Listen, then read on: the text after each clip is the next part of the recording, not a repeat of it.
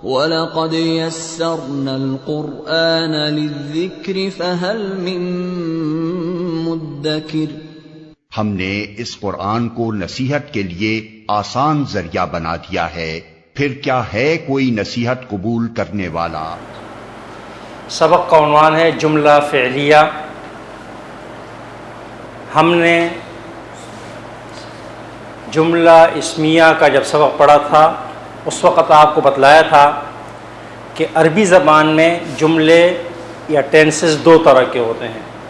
ایک وہ ٹینس جس کا آغاز اسم سے ہو رہا ہو اسے جملہ اسمیہ کہا جاتا ہے، جس کا پہلا جز مبتدا اور دوسرا جز خبر کہلاتا ہے۔ دوسرا جملہ فعلیہ کہلاتا ہے، وہ جملہ جس میں جملے کا آغاز فعل سے ہو رہا ہو۔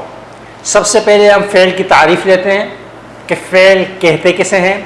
تو فعل کی تعریف تقریباً وہی ہے جو آپ دیگر زبانوں میں پڑھ کر آئے ہیں کہ ایسا لفظ جس سے کسی کام کے کرنے یا ہونے کا پتہ چلے اور اس کا تعلق ماضی، حال، مستقبل تینوں زمانوں میں سے کسی زمانے کے ساتھ بھی ہو، اس کو فعل کہا جاتا ہے۔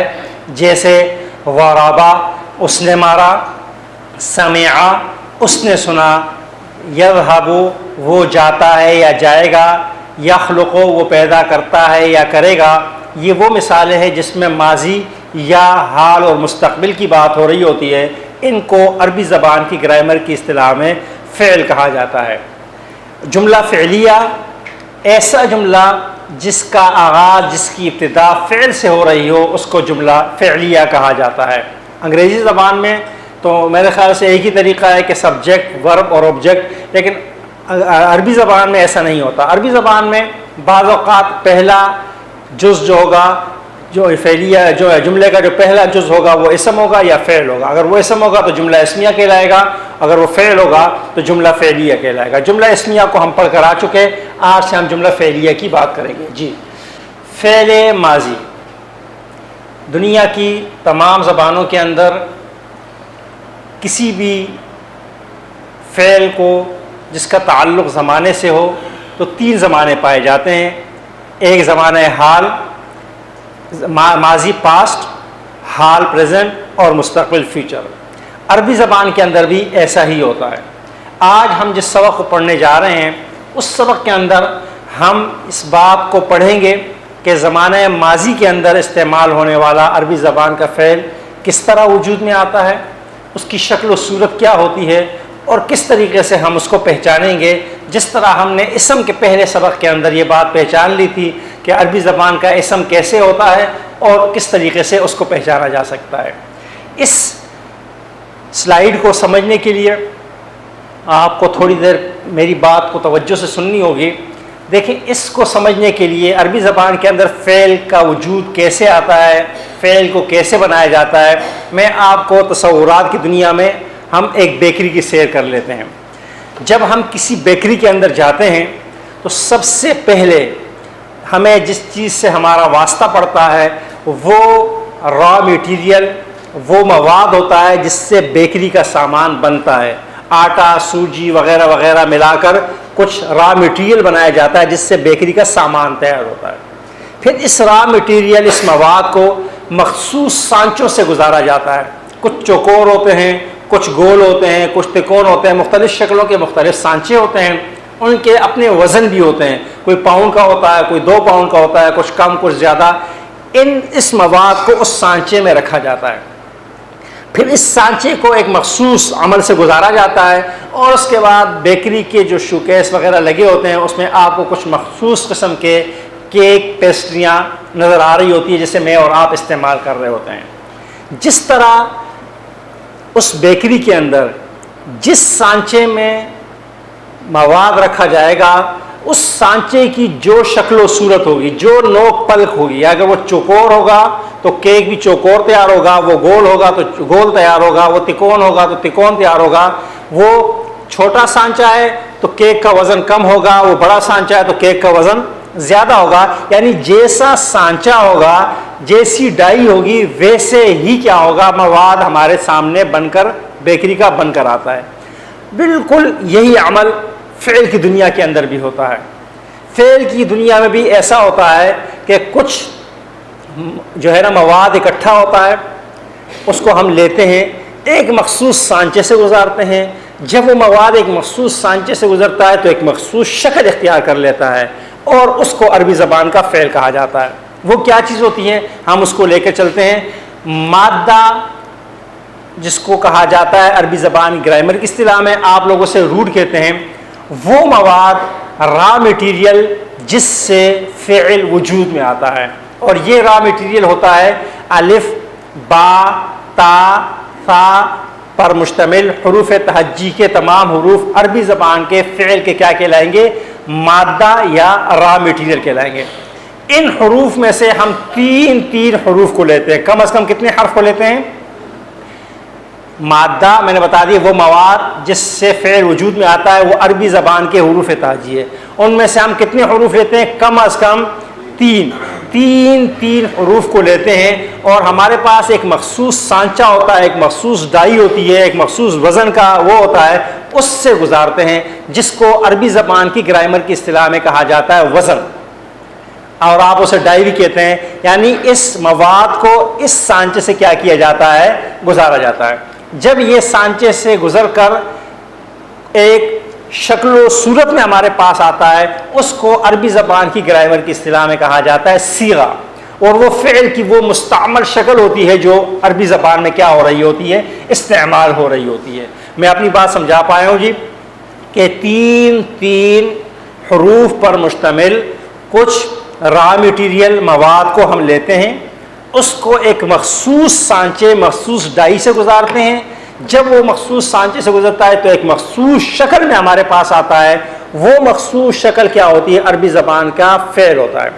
جس طرح بیکری کے را مٹیریل کو کھانا ہمارے لیے ممکن نہیں ہے, وہ قابل استعمال نہیں ہوتا, اسی طرح یہ عربی زبان کا را مٹیریل جب تین حروف ہوتے ہیں, جب الگ الگ ہوتے ہیں تو ان کا کوئی معنی مفہوم نہیں ہوتا, سمجھ میں نہیں آتا. لیکن یہی را مٹیریل جب وہ مخصوص سانچے سے گزر کر ایک شکل میں آتا ہے, تو جس طرح بیکری کی پیسٹری کھانے کے قابل ہوتی ہے, تو اس لفظ کا بھی کوئی معنی اور مفہوم آ جاتا ہے جو عربی زبان کا فعل کہلاتا ہے. اب یہ سانچے, یہ ڈائی, یہ وزن ہم کہاں سے نکالیں گے؟ تو نیچے لکھا ہوا ہے کہ مادے اور ان کے لیے مخصوص اوزان عربوں کے کیا ہیں, مقرر کردہ ہیں. یعنی یہ تین حرفی پہ مشتمل جو مادہ یہ اور ان کے لیے جو مخصوص اوزان ہیں, یہ عربوں نے کیا کر دیے ہیں, مقرر کر دیے ہیں. ان کی زبان ہے, میں اور آپ اس کو فالو کریں گے, اس کے اندر تبدیلی نہیں کر سکتے, اس کو آگے اس کے جو ہے نوک پل کو نہیں سنوار سکتے. وہ جس طرح انہوں نے ترتیب دے دی ہے, میں اور آپ کیا کریں گے, اس کو استعمال کریں گے. جی, جیسا کہ میں نے آپ سے کہا تھا کہ تین حروف پر مشتمل کچھ گروپ ہوتے ہیں جن کو عربی زبان کی گرامر کی اصطلاح میں کہا جاتا ہے مادہ. ان مادوں کو ایک مخصوص سانچے سے گزارنا ہے, اس کے بعد ہمارے پاس فعل کی ایک شکل سامنے آئے گی. پہلا مادہ, پہلا روٹ ورڈ جو ہمارے پاس ہے, پہلا وزن جو ہمارے پاس ہے, وہ اس وقت آپ کے پاس اسکرین پر موجود ہے. وہ کیا ہے؟ فعلہ ہے.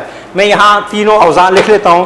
وہ وزن, وہ سانچہ جس سے کسی بھی فعل کو لے کر ہم گزاریں گے, وہ عربی زبان کے اندر تین سانچے ہیں, تین ڈائیاں ہیں, تین وزن کہلاتے ہیں.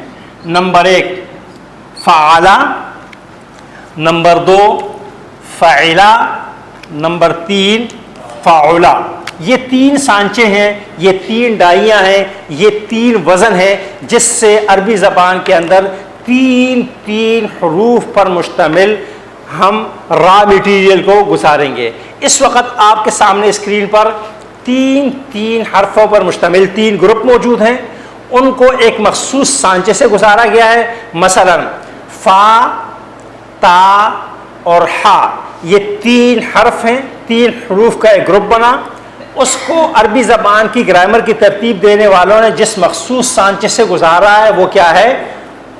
فعلہ. کیا سانچہ ہے جی؟ جب فا, تا, ہا فعلہ کے سانچے سے گزر کر فعل کی دنیا میں ہمارے سامنے آیا تو ہمارے پاس جو شکل و صورت کیا بنی ہے جی؟ فاتحہ. اس طرح واد را با کو بھی فعلا کے سانچے سے گزار کر جب فعل کی دنیا میں لایا گیا تو شکل و صورت کیا بنی؟ ورابا. نون صاد را کو بھی اسی سانچے سے فعلا کے سانچے سے گزارا گیا تو ہمارے پاس شکل و صورت کیا بنی؟ ان تین حرفی گروپ کو عربی زبان کی گرامر کی اصطلاح میں کیا کہا جائے گا؟ مادہ، جسے آپ لوگ روٹ ورڈ کہتے ہیں. نمبر 2 وزن میں یہاں پر فعلا ہے اور وہ مستعمل شکل ہے جو آپ کے سامنے آ رہی ہے وہ فتحہ ہے. جس طرح ان فاتحہ یا تین حروف کو الگ الگ آپ لیں نون صاد را تو آپ اس کا کوئی مطلب کوئی مفہوم معنی نہیں ہے، لیکن جب یہ سانچے سے گزر کر ہمارے پاس شکل آتا ہے تو اس کا کوئی معنی بھی ہے، مفہوم بھی ہے اور اس کا کوئی مطلب بھی ہے. فتحہ کا مطلب ہے اس نے کھولا، ضربہ کا مطلب ہے اس نے مارا اور نصارہ کا مطلب کیا ہے؟ اس نے مدد کی. آگے چلیں گے. دوسرا سانچہ، دوسری ڈائی جس سے ہم نے را میٹیریل مواد کو گزارنا ہے وہ ہے فاعلہ. اس سے ہم جن تین گروپوں کو تین حروف پر مشتمل تین گروپوں کو گزاریں گے اس میں پہلا گروپ ہے سین میم عین. ان تین حروف پر مشتمل گروپ کو ہم نے جس سانچے سے گزارنا ہے وہ کیا ہے؟ فاعلہ ہے. تو بتائیے یہ جب فاعلہ کے سانچے سے گزر کر ہمارے سامنے آئے گا تو شکل و صورت کیا بنے گی؟ سمعا. شین را با پر مشتمل تین حرفی گروپ جب فاعلہ کے سانچے سے گزرے گا تو ہمارے پاس شکل و صورت کیا آئے گی؟ شریبا. اور عین لام میم پر مشتمل تین حرفی گروپ جب فاعلہ کے سانچے سے گزرے گا تو ہمارے پاس شکل و صورت کیا آئے گی؟ عالمہ. یہ 2 سانچے ہو گئے. میں نے بتایا کہ پہلا سانچہ کیا ہے؟ فعالہ ہے. دوسرا سانچہ کیا ہے؟ فاعلہ ہے. اور تیسرا سانچہ عربی زبان کا کیا ہے؟ وہ ہے فعولہ. فعولہ کے سانچے سے ہم جن گروپس کو گزار رہے ہیں اس میں پہلا گروپ ہے کاف را میم. کاف را میم جب فعولہ کے سانچے سے گزر کر ہمارے سامنے آئے گا فعل کی دنیا میں قدم رکھے گا تو کیا بن جائے گا؟ کاروما. ہا سین نون کا گروپ جب گزرے گا تو ہمارے پاس شکل و صورت کیا آئے گی؟ حسنا. اور با عین دال کا تین حرفی گروپ جب فعولہ کے سانچے سے گزرے گا تو ہمارے پاس شکل و صورت کیا آئے گی؟ بعودا. یہاں پر آپ حضرات کو پریشان ہونے کی ضرورت نہیں ہے. جس طرح آپ حضرات کے ہاں فعل کا پہلا حرف کبھی زبر سے پڑھا جاتا ہے، کبھی زیر سے پڑھا جاتا ہے، کبھی پیش سے پڑھا جاتا ہے، اسی طرح عربی زبان کے اندر بھی دوسرا حرف یا سیکنڈ لاسٹ حرف جو ہوتا ہے وہ کبھی اس کے اوپر زبر ہوتا ہے، کبھی زیر اور کبھی اس کے اوپر کیا ہوتا ہے؟ پیش. مثلا اردو زبان میں آپ لوگ جب پڑھتے ہیں تو اس کو کیا کہا جاتا ہے؟ پڑھنا. تو یہ جو پہلا حرف ہے اس کے اوپر کیا ہے؟ زبر ہے یا نہیں ہے؟ دوسرا لفظ ہے سننا، اب کیا ہے؟ پیش ہے. اور نمبر 3 ہے پینا، زیر ہے. تو آپ لوگ فعل کے پہلے حرف پر کیا کرتے ہیں؟ زبر زیر پیش کو تبدیل کر رہے ہوتے ہیں. عربی زبان والے سیکنڈ لاسٹ حرف پہ کیا کر رہے ہوتے ہیں؟ یہی کام کر رہے ہوتے ہیں، کبھی زبر کبھی زیر اور کبھی پیش.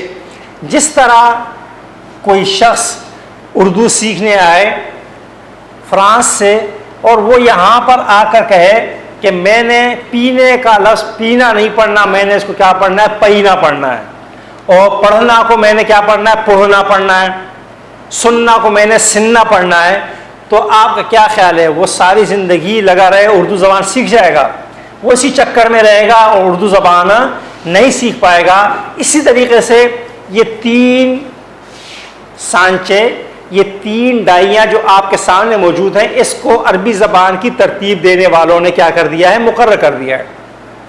میں اور آپ عربی زبان کے سیکھنے والے ہیں، عربی زبان کو وجود میں لانے والے نہیں. لہٰذا ہم ان 3 سانچوں کو کیا کریں گے؟ فالو کریں گے اور ان تینوں سانچوں کے مطابق فعل کو پڑھیں گے. اگر میں اور آپ اس چکر میں پڑ گئے کہ ہم نے اس کو تبدیل کرنا ہے، بھائی ہم حسنا کو حسنا نہیں پڑھیں گے، ہم اس کو حسینہ پڑھیں گے. ہم کروما کو کروما نہیں پڑھیں گے، ہم اس کو کیا پڑھیں گے؟ کریما پڑھیں گے. تو ہم ساری زندگی عربی زبان نہیں سیکھ پائیں گے. لہٰذا عربی زبان میں ہر وہ 3 حرفی فعل جس کا تعلق پاسٹ سے ہو، زمانہ ماضی سے ہو، اس کے 3 سانچے ہیں. نمبر 1 فعلا، نمبر 2 فعلا، نمبر 3 فعلا. اس کے علاوہ چوتھا سانچہ موجود نہیں ہے. وہ 3 حرفی فعل جو قرآن، حدیث، عربی زبان کے پورے ادب میں، پورے لٹریچر میں جو ماضی کا فعل استعمال ہوتا ہے 3 حرفی، ہو یا فعلا کے وزن پر ہوگا یا فعلہ کے وزن پہ ہوگا یا فعولہ کے وزن پہ ہوگا، چوتھا وزن اس کا کوئی شمار نہیں ہوگا۔ یہ بات آپ حضرات کو یہاں پر یاد رکھ لینی ضروری ہے۔ عربی زبان میں انگریزی اور اردو کے برعکس فعل کی صرف دو بنیادی اقسام ہوا کرتی ہیں۔ انگریزی میں پاسٹ، پریزنٹ اور فیوچر، اردو میں ماضی، حال، مستقبل، تین قسم کے افعال ہوا کرتے ہیں۔ عربی زبان میں فعل ماضی تو آپ کی انگریزی اردو کی طرح ماضی ہی ہوا کرتا ہے، لیکن حال اور مستقبل کے لیے عربی زبان میں ایک ہی فعل استعمال ہوتا ہے جس کو گرامر کی اصطلاح میں فعل مضارع کہا جاتا ہے۔ یعنی عربی زبان میں حال، پریزنٹ اور فیوچر کے لیے ایک ہی ٹینس استعمال ہوتا ہے جس کو کیا کہا جاتا ہے؟ فعل مضارع۔ عربی زبان والے ذرا حقیقت سے زیادہ قریب ہوتا ہے، یہ صرف آپ کو سمجھانے کے درمیان میں جو فعل زمانہ ہوتا ہے نا، جسے ہم پریزنٹ ٹینس کہتے ہیں انگریزی زبان والے، حال، عربی زبان والے کہتے ہیں کہ زمانہ حال بہت مختصر وقت کے لیے ہوتا ہے۔ مثلا یہ چٹکی ابھی میں بجاؤں گا ماضی ہے، ابھی میں نے بجا دی تو مستقبل ہو گیا۔ وہ کہتے ہیں درمیان کا جو حال ہے نا، یہ کیا ہے؟ بہت معمولی سے وقت ہے، منٹوں میں کیا ہو جاتا ہے؟ ماضی سے کیا ہو جاتا ہے؟ بندہ مستقبل میں چلا جاتا ہے۔ لہٰذا انہوں نے حال کے لیے الگ کوئی زمانہ رکھا ہی نہیں ہے، اور اس کو جو ہے نا حال اور مستقبل کے لیے وہ ایک ہی زمانہ رکھتے ہیں۔ اور یہ سوال بھی آپ کے ذہن میں آ رہا ہوگا کہ پھر ہم پہچانیں گے کیسے؟ تو آج تقریباً 1450 سال ہو گئے، قرآن ہمارے پاس موجود ہے، ہم پڑھ رہے ہیں، سن رہے ہیں، سنا رہے ہیں، کسی کو آج تک یہ اشکال پیش نہیں آیا، لہٰذا آپ کو بھی یہ اشکال پیش نہیں آئے گا آگے جا کر انشاءاللہ۔ فعل ماضی جس میں کسی کام کے گزرے ہوئے زمانے میں کرنے یا ہونے کا مفہوم پایا جائے، مثلا خلقہ اس نے پیدا کیا، عبادہ اس نے عبادت کی۔ آگے چلیں۔ فعل مضارع وہ فعل جس میں یہ معلوم کہ کام موجودہ زمانے میں ہو رہا ہے یا آئندہ زمانے میں ہوگا۔ ہم اس سے یہ بھی کہہ سکتے ہیں کہ وہ فعل جس میں زمانہ حال یا مستقبل میں کسی کام کے کرنے یا ہونے کے بارے میں پتہ چلے، اسے فعل مضارع کہا جاتا ہے۔ جیسے یا عبود، وہ عبادت کرتا ہے یا وہ عبادت کرے گا۔ یخلق کے دو ترجمے کیے جائیں گے، دونوں ترجمے کیے جاتے ہیں، وہ پیدا کرتا ہے، اور یہ ترجمہ بھی کیا جا سکتا ہے وہ پیدا کرے گا۔ یہاں پر آپ دیکھ رہے ہیں کہ حال کا ترجمہ بھی ہو رہا ہے، مستقبل کا بھی ہو رہا ہے، لہذا فعل مضارع عربی زبان کا وہ فعل جس میں حال اور مستقبل دونوں زمانے کے بارے میں ہمیں بتلایا جاتا ہے۔ جی اب یہاں پر ہم نے جو تین افعال آپ کے سامنے بنائے، میں اس کو سمجھانے کی کوشش کروں گا۔ ہمارے یہاں ایک اصول ہے، اس کو ذرا سمجھنے کی ضرورت ہے۔ دیکھیں میرے پاس میں 3 افعال لکھتا ہوں، ایک لیتا ہوں، ایک لے لیتا ہوں ضربان، ایک لیتا ہوں سمع، تینوں سانچوں سے ایک افعال لے لیتا ہوں، اور ایک لے لیتا ہوں بعودا۔ عربی زبان والے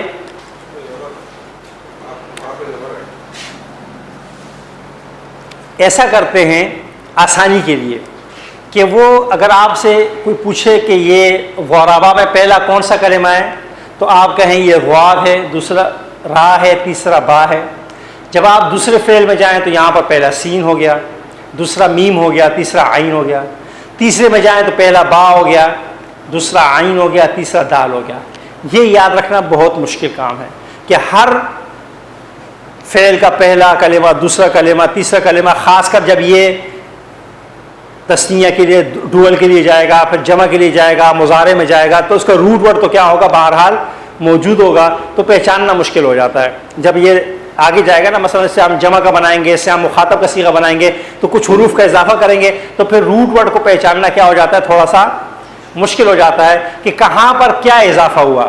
اگر میں اضافہ کرنا شروع کروں اور آپ سے کہوں کہ محترم جو ہے نا ضربہ میں ضاد کے بعد یہ لگانا ہے، را کے بعد یہ لگانا ہے، اور پھر جب میں وہی بات بعودا میں سمجھانے بیٹھوں تو پھر آپ کو کیا کہوں گا کہ بھئی یہاں پر تو با کے بعد لگانا ہے، یہاں پر عین کے بعد لگانا ہے، جو اضافہ کرنا ہے وہ سمجھانے کے لیے ہر فعل میں مجھے آپ کو الگ الگ حروف کیا کرانے ہوں گے؟ یاد کرانے ہوں گے۔ یہ ایک مشکل مرحلہ ہوتا ہے۔ لہٰذا عربی زبان والے کیا کر دیتے ہیں؟ وہ تمام افعال جو 3 حرفی افعال ہوتے ہیں، اس میں پہلے کلمہ کو نام دے دیتے ہیں کہ یہ فا کلمہ ہے، دوسرے کو نام دے دیتے ہیں یہ عین کلمہ، اور آخری والے کو نام دیتے ہیں لام کلمہ کا۔ پہلے والا کیا کہلاتا ہے؟ فا، دوسرا عین اور تیسرا لام. اب ضربہ ہو، سمعہ ہو، بعودہ ہو، کوئی بھی فعل ہو، اس کا جو پہلا حرف ہوگا اس کو کیا کہا جائے گا؟ فا. دوسرے کو کیا کہا جائے گا؟ عین. تیسرے کو کیا کہا جائے گا؟ لام. اب جب ہم تبدیلی کریں گے، مثلا میں نے فا کلمہ کے بعد اضافہ کرنا ہے تو میں صرف اتنا کہہ دوں گا کہ فا کلمہ کے بعد اس حرف کا اضافہ کرو، تو وہ یہاں بھی پہلے کے بعد ہوگا، یہاں بھی پہلے کے بعد ہوگا، یہاں پر بھی پہلے کے بعد ہوگا. جب میں کہوں گا کہ عین کلمہ کے بعد اس کو کیا کر دو؟ ختم کر دو، تو ہر بندہ سمجھ جائے گا کہ اس کا عین کلمہ کون سا ہے؟ را ہے. اس کے بعد اس لفظ کو کیا کرنا ہے؟ ختم کرنا ہے. ہر لفظ کے الگ الگ جو ہے نا اصول و قواعد بتانے کے بجائے عربی زبان کی ترتیب دینے والے کیا کہتے ہیں؟ ایک اسٹینڈرڈ وزن بنا دیا انہوں نے کہ فا عین لام. جیسے ہم دکاندار کے پاس جاتے ہیں نا اور اسے کہتے ہیں 1 کلو چاول دے دو، وہ کیا کرتا ہے؟ ایک طرف پتھر رکھتا ہے اور دوسری طرف کیا کرتا ہے؟ کلو چاول آپ کو دے دیتا ہے، اور آپ اسے کیا کرتے ہیں؟ کلو چاول لے کر آ جاتے ہیں، حالانکہ وہ تو ایک پتھر کے ساتھ اس کو تول رہا ہے. دراصل وہ پتھر اسٹینڈرڈ وزن ہے اس بات کا کہ آپ کو جو چیز دی گئی ہے وہ کیا ہے؟ 1 کلو کے اس پر ہے. آپ کو کوئی اعتراض نہیں ہوتا کیونکہ وہ کلو کا اسٹینڈرڈ وزن ہے. تو ہمارا ایک اسٹینڈرڈ وزن ہے، ایک معیاری وزن ہے، اور اس کو ہم کیا کہتے ہیں؟ فا عین لام. جو بھی 3 حرفی فعل ہوگا اس میں پہلے کو فا کلمہ کہیں گے، دوسرے کو عین کہیں گے، تیسرے کو کیا کہیں گے؟ لام کہیں گے، تاکہ اضافہ اور کمی کی صورت میں جب آپ بات سمجھانے کی کوشش کریں گے تو آپ کو آسانی ہوگی. مثلا ہم جب اسی کو ضربہ کو ہم کیا کرنا چاہیں گے؟ جمع کا صیغہ بنانا چاہیں تو یہ ہو جائے گا ضربو ہو جائے گا. کیا ہو جائے گا؟ ٹھیک ہے جی. اس میں ضاد را با موجود ہے یا نہیں ہے جی؟ ہے نا. اب میں جب آپ کو کہوں گا کہ ضاد را با سین میم عین الگ سمجھاؤں تو پھر میں آپ کو سین میم عین سمجھاؤں. اب میں آپ کو کہہ دوں کہ عربی زبان میں ضربہ کسی بھی فعل کو 3 حرفی فعل کو کیا بنانا ہو؟ جمع کا بنانا ہو تو لام کلمے کے بعد واو الف کا کیا ہوگا؟ اضافہ ہوگا. لام الف کے بعد کیا ہوگا؟ لام کلمہ کے بعد کیا ہوگا؟ واو الف کا اضافہ ہوگا. تو آپ یہاں پر کہاں اضافہ کریں گے؟ یہاں پر کیا کریں گے؟ یہاں پر کہاں اضافہ کریں گے؟ دال کے بعد کریں گے. جو ہوگا آپ کو پتہ ہوگا بھائی لام کلمہ کیا ہے، یہ ہے، اور اس کے بعد اضافہ کرنا ہے. لیکن اگر میں آپ کو الگ الگ یاد کراؤں تو پھر مجھے ہر جگہ آپ کو بتانا ہوگا کہ وہاں پر دال کے بعد ہے، وہاں با کے بعد ہے، وہاں پر. تو ہم اس کیا کرتے ہیں؟ 3 یعنی جو فعل 3 حرفی ہو اس میں پہلا فا، دوسرا عین اور تیسرا لام. اب ساری زندگی یہی ہمارا فارمولہ چلے گا. ہم آپ کو بتائیں گے عین کلمہ کے بعد اضافہ کر دو، عین کلمہ کے بعد کم کر دو، عین کلمہ کے بعد بڑھا دو، لام کے بعد اضافہ کر دو. تو وہ تمام افعال میں یکساں کیا ہوگا؟ ایک ہی جگہ کیا ہو رہا ہوگا؟ استعمال ہو رہا ہوگا. کیونکہ آپ کے علم میں یہ بات ہوگی یا نہیں ہوگی کہ دنیا کی فصیح ترین زبان جو عربی زبان ہے، اس میں انگریزی زبان کی طرح ایسا نہیں ہوتا کہ گو کے بعد وینٹ ہو اور پھر کیا ہو جائے؟ گان ہو جائے. ایسا نہیں ہوتا. یہاں پر گو ہے تو یہ گو ہی رہے گا، خواہ اس کو حال میں استعمال کریں، اس کو پریزنٹ ٹینس ہو، یہ فیوچر ٹینس ہو، یہ جو ہے نا پاسٹ ٹینس ہو، یہ ایکٹیو ورب ہو، یہ پیسو ورب ہو، یہ ڈائریکٹ ہو، انڈائریکٹ ہو. اس کے جو روٹ ورڈ ہے وہ لازماً استعمال ہوگا. آگے پیچھے کچھ اضافہ کر دیں گے لیکن روٹ ورڈ کیا ہوگا؟ استعمال ہوگا. اس لیے میں یہ بات کہتا ہوں مثلا سین میم عین ہے، اس کے معنی ہے سننا.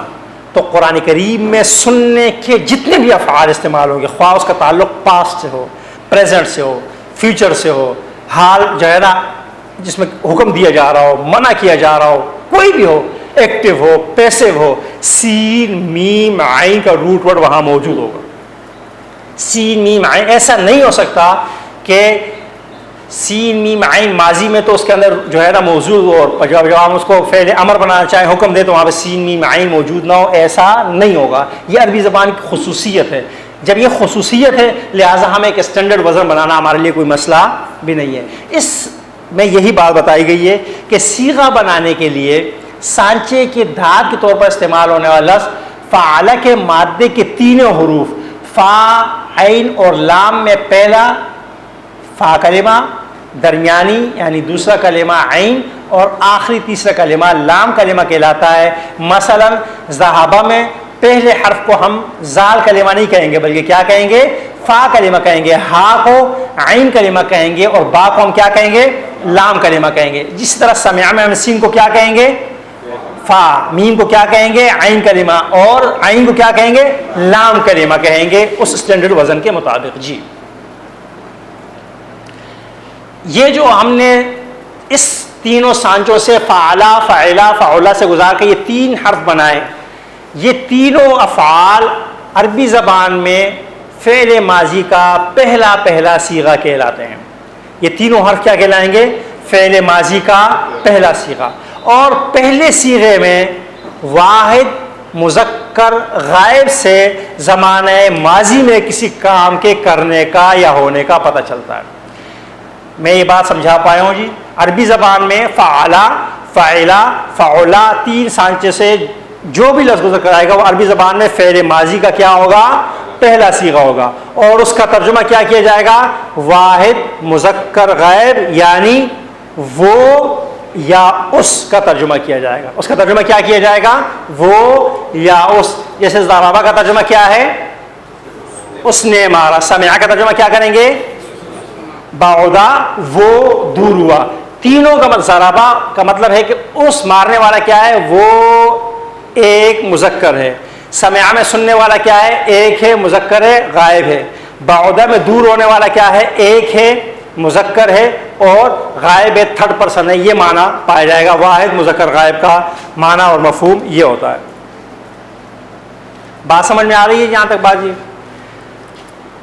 فعلا فعلا اور فعلا یہ تین سانچے فعل ماضی کے اوزان ہیں اور ہر وزن فعل ماضی کا پہلا صیغہ بناتا ہے. اب جو مثالیں ہم نے پڑھی تھیں ان کا ترجمہ آپ کے سامنے آ جائے گا. مثلا فعلا سے ہم نے تین حروف کو تین فعل بنائے تھے تو فتحہ کا ترجمہ کیا ہوگا؟ اس ایک مذکر نے کھولا. ضربہ کا ترجمہ کیا ہوگا؟ اس ایک مذکر نے مارا. نصارہ کا ترجمہ کیا ہوگا؟ اس ایک مذکر نے مدد کی. حالانکہ عام طور پہ اس کا ترجمہ اس نے کھولا، اس نے مارا، اس نے مدد کی. ترجمہ سے اتنی بات کافی ہے لیکن پوری بات سمجھانے کے لیے اس پورے لفظ کو کیا کرنا ہوگا؟ ذکر ہوگا. سمعا اس ایک مذکر نے سنا، شربا اس ایک مذکر نے پیا، علما اس ایک مذکر نے جانا، کروما وہ ایک مذکر معزز ہوا، حسنا وہ ایک مذکر اچھا ہوا، اور بعدا وہ ایک مذکر دور ہوا. آپ دیکھ رہے ہیں کہ 9 مثالوں میں سب کے اندر واحد مذکر غائب کسی ایک آدمی سے زمانے ماضی میں کسی کام کے ہونے یا کرنے کا کیا ہو رہا ہے؟ پتہ چل رہا ہے. اور یہ عربی زبان میں فعل ماضی کا پہلا صیغہ کہلاتا ہے. اس کے اندر تثنیہ کا معنی کیسے پیدا کریں گے؟ اس کے اندر جمع کا معنی کیسے پیدا کریں گے؟ یہ مخاطب کے لیے کیسے استعمال ہوگا؟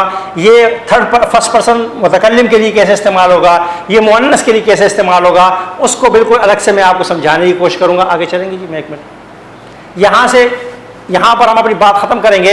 اب انہی افعال کے اندر ہم نے جو ہے نا ماضی اور یعنی یہ تو واحد مذکر غائب کے لیے ایک مذکر کے لیے استعمال ہونے والا فعل ہے. اب بہت سارے مذکر ہیں لیکن موجود نہیں ہیں. ان کے لیے کیا ہوگا؟ اس کو لکھ لیتے ہیں، اس کو یاد کر لیتے ہیں، اس کو دہرا لیتے ہیں. میں دونوں چیزیں بتا دوں گا آپ حضرات کو جو ضروری بھی ہیں. دیکھیں 6 افعال تو آپ نے یاد. مثلا ہم سمع سے لیتے ہیں. سمع کا ترجمہ ہم نے پڑھا کہ معنی کیا ہے؟ اس ایک مذکر نے سنا. بات سمجھ میں؟ میں کہتا ہوں ان سب مذکر نے سنا تو ہمارا فعل استعمال ہوگا سمعو ہو جائے گا. کیا ہو جائے گا جی؟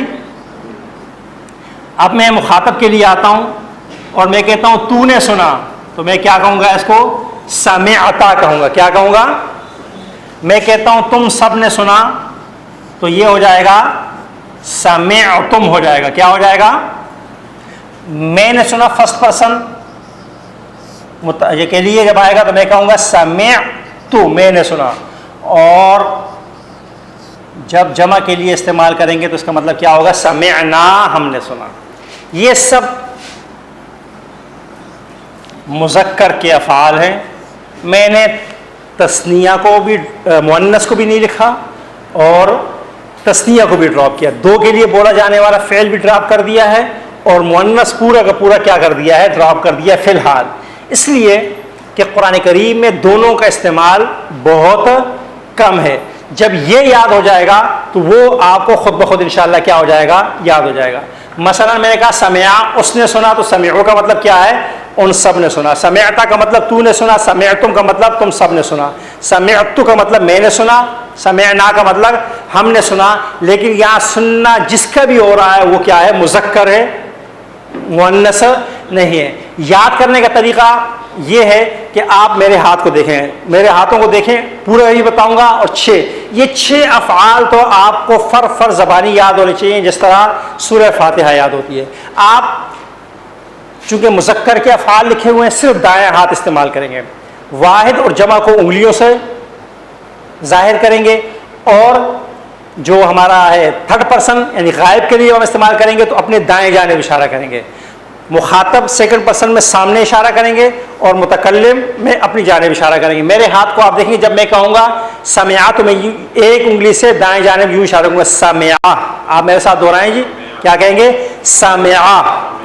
جب میں کہتا ہوں ان سب نے سنا تو میں ساری انگلیوں سے اپنی دائیں جانب اشارہ کروں گا اور کہوں گا سمعو، سمعا، سمعو، سمعا، سمعو، سمعا، سمعو. اب میں کہتا ہوں تو نے سنا تو میں کیا کروں گا، ایک انگلی سے سامنے اشارہ کروں گا، جیسے جواد میرے سامنے بیٹھے ہوئے، میں کہتا ہوں سمعتا، سمعتا، سمعتا.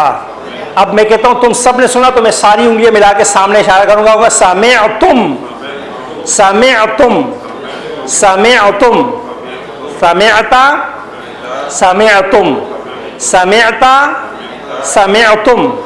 جب میں فرسٹ پرسن یعنی متکلم کی جانب اشارے کے لیے افعال استعمال کروں گا تو ایک انگلی سے اپنی جانب اشارہ کروں گا اور کیا کہوں گا، سمعت، سمعت، سمعت.